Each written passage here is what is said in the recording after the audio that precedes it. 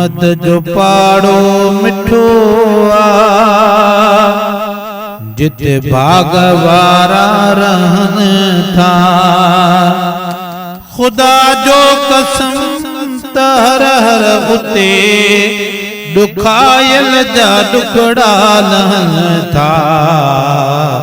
मोहम्मद जो पाड़ो मिठो आ, जिते भाग वारा रहन था। खुदा जो कसम त हर हर उते दुखायल जा दुखड़ा लहन था। मोहम्मद जो पाड़ो मिठो आ, नबी पाक सारे संभारे सभिनी खे खाराए प्यारे।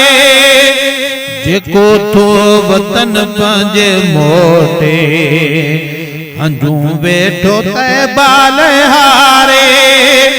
उन्हनि खां पुछो सजण जन ॾिठो हिते सूर केॾा सहनि था। मोहम्मद जो पाड़ो मिठो आ, जिते भाग वारा रहन था। खुदा जो कसम तर उते दुखायल जा दुखड़ा लहन था। मोहम्मद जो पाड़ो मिठो आ,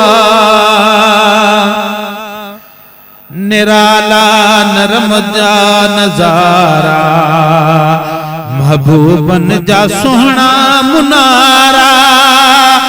निराला हरम जा नजारा महबूबन जा सुहना मुनारा। तदी हीर अहड़ी लगी जो वञन में टिजी सब मुलझारा। नबी जे तडे चयो हर जडे हिते मुंहिंजा मुक़दर ठहनि था।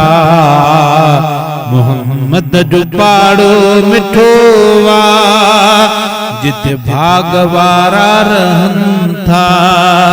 खुदा जो कसम तर हर उते दुखायल जा दुखड़ा लहन था। मोहम्मद जो पाड़ो मिठो आ, नवस पंहिंजे पर उतड़े पहुचण सभिनी खे पियो साईं सॾाए।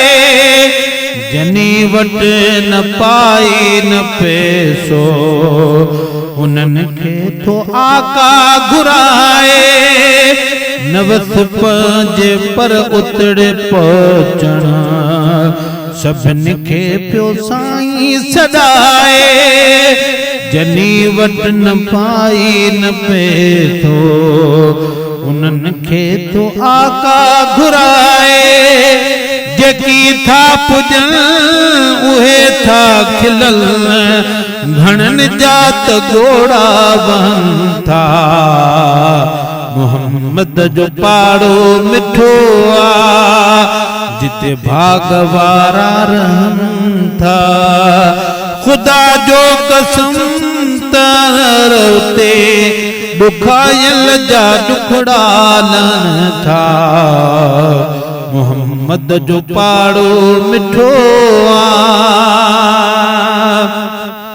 मुनाले मिठास कन लाथी आयुष जल्द में हड़े मोटी। न किस्मत उते आ रहायो आ तकदीर मुंहिंजी का खोटी। मुनाले मिठास कन लाथी आयुष जल्द में हड़े मोटी। न किस्मत उते आ रहायो आ तकदीर मुंहिंजी का खोटी। हाणे सद थिए महेसर जिए गुजरंदा ही ॾींहड़ा वञनि था। मोहम्मद जो पाड़ो मिठो आ, जिते भाग वारा रहनि था। खुदा जो कसम त हर हर उते दुखायल जा दुखड़ा लहन था मोहम्मद जो पाड़ो मिठो आ।